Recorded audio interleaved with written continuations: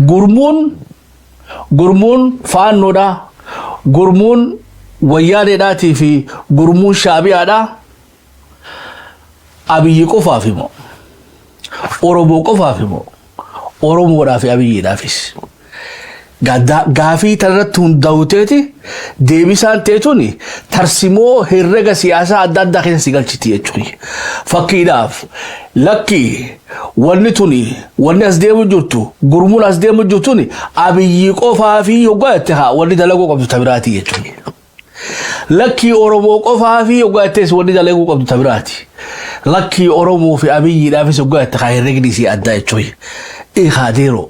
Odoo beetee xiinxala kanatti seen dura walii galleeyo yoo dura walii gallee wayyu gara vootingitti adabaru referendama godhame gaafii referendama isan gaafachuu deemnu tokkoffaa gurmuun faannoo fi TPLF fi shaabiyaadha abiyyi qofaa fi wariyatan takka dhahanna oromoo qofaa fi wariyatan lama dhahanna lakki abiyyi fi oromoo dhafis wariyatan sadi dhahanna khaalis mirgaan qabu mokkam khaalis sagaleeti yesanin hubachiisaa jechuudha durammoo carraa isaniif hin kanna